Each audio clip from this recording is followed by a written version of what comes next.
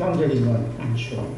다음은 김병현 교수님 부탁드리겠습니다.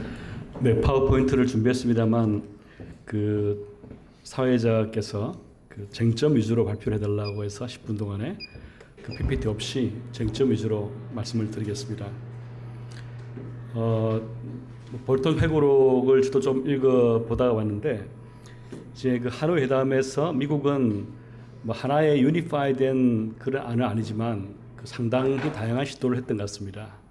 저 국무부 안 조금 전에 정 교수 말씀처럼 이 포괄적 합의와 일종의 단계적인 실행안도 출하해봤고, 그 다음에 이제 그 트럼프가 김정은에 대해서 전부 다 제재를 해제하지 않고 퍼센티지를 했던가요? 일부만 제재를 해제하는 것 어떻게 생각하냐 물어보니까 관심이 별로 없는 것처럼 응답했다 그러고, 그 다음에 이제 그 ICBM 빼는 것도 이야기를 한 것 같고요. 근데 결국 그 제 느낌은 북한은 하노이 회담 때 이 완전한 제재 해제와 영변 교환 아닌 그 플랜 B를 갖고 가지는 않았던 것이 아닌가 하고 생각이 듭니다. 즉 제재 해제는 굉장히 원하면서도 일종의 플랜 B를 준비 안 했다는 것은 좀 의아스러운데, 제 생각은 이제 플랜 B는 앞으로 나올 수 있을 것 같습니다.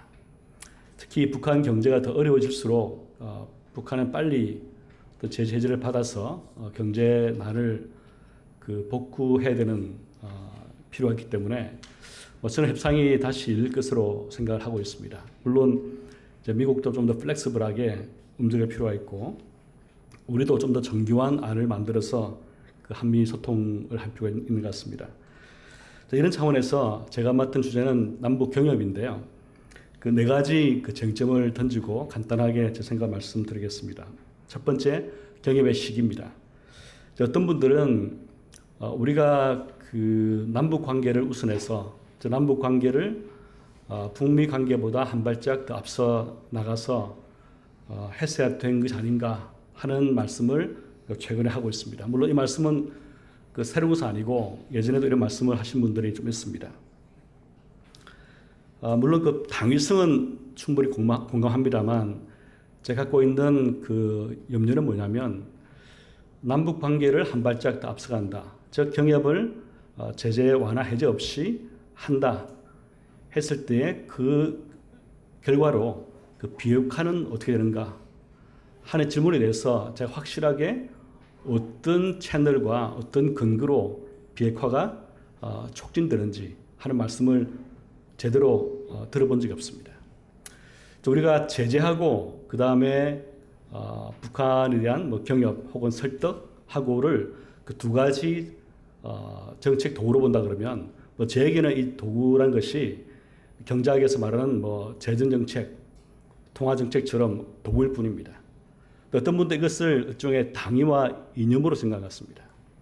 그렇게 생각하면 우리가 쓸 수 있는 인스트루먼트가 하나 주는 거죠. 그 국민에 만든 인스트루먼트를 쓸 필요가 있는데 제 판단에서는 지금 국민에서는 경협을 앞당겨서 함으로써 북한 비핵화를 촉진할 수 있는 가능성보다는 그 반대 가능성이 없지 않다는 것입니다. 근데 제재는 이미 북한이 효과 있다고 스스로 말했기 때문에 그게 유일한 어떤 면에서 인스트루먼트인데 그 인스트루먼트의 힘을 약화시키는 경협을 하는 것이 과연 비핵화에 어떤 도움이 될 것인가 하는 것을 그거를 지지하는 분들은 보다 실증적 근거를 가지고 답을 할 필요가 있는 것 같습니다. 까지까지 제가 속 시원하게 제가 납득할 수 있는 답을 얻지는 못했습니다. 따라서 저는 경협과 비핵화는 같이 가야 한다. 즉 비핵화의 속도에 맞춰서 제재를 완화 내지 해제하고 그에 따라서 경협을 전개해야 한다 생각합니다. 두 번째는 경협은 대박인가 하는 겁니다. 이것은 이제 뭐 우리 정부 쪽에서도 그 남북이 경협을 하게 되면 단번에 뭐 일본을 따라잡는다 하는 말씀을 한 적도 있지 않습니까? 사실은 경협은 대박이 아니라 대박이 되려면 경제가 통합 단계에 접어들어야 합니다. 경협의 의미란 것은 이 통합을 여는 문이기 때문에 의미가 있습니다. 경협은 그 자체로서 경제 효과는 별로 없습니다. 제가 간단하게 추정해 보니까 이 북한의 개성공단 같은 공단을 10개 열어도 남한 GDP의 최대 0.5%포인트 혹은 1%포인트밖에 못 올립니다. 그런 걸 가지고 뭐 대박을 할 수 있겠죠. 사실은 경제적인 베네핏은 남북 경제가 하나의 시장으로 통합이 되고 생산물과 노동을 제외한 생산 요소가 서로 결합될 때 극대화됩니다. 그 경우는 남한 경제가 연 평균 한 0.8%포인트 추가 성장할 수 있는 매우 큰 잠재력이 있습니다. 북한 경제는 훨씬 빨리 성장하고요. 따라서 이 경협이라는 것은 어떤 면에서는 이 통합의 문을 여는 의미가 있다. 따라서 이 기업 자체로서 대박이다. 이렇게 할 수 있기 때문에 나중에 말씀드리겠지만 경협의 설계도 어떻게 하면 경제 통합을 앞당기고 촉진하는 기업이 될 것인가 하는 문제를 고민할 필요가 있다는 것입니다.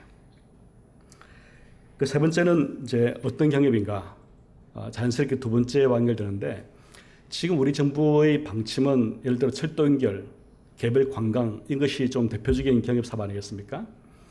물론 다 필요하다고 할 수 있겠습니다만 우리가 질문해 볼 것은 어떻게 이 경협이 북한의 비핵화, 국제화를 촉진하는지 또 어떻게 북한 주민의 인적 자본 개발에 도움이 되는지 또 남북 경제 통합을 어떻게 촉진하는지 이런 질문을 가지고 만약 이 두 사업을 온다 그러면 제 판단에서는 다른 사업보다는 우선순위가 떨어진 사업입니다.